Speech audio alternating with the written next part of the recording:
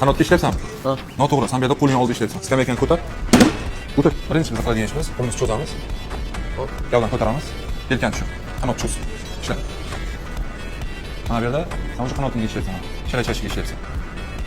Videoni oxirigacha ko'rsangiz, yana ikki xil xivatda qaysi muskul ishlashini sizlarga ko'rsataman. Birinchi mashqimizda qo'lni pastroq ushlaymiz.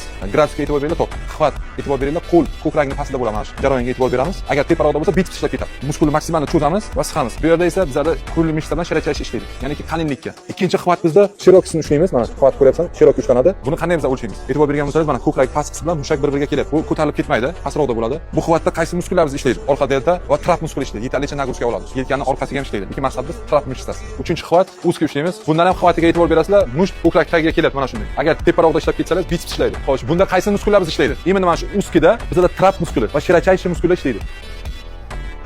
Mana shunaqa trenajyorda kayf qilishdan moqchimisiz? Menga obuna bo'lib qo'ying.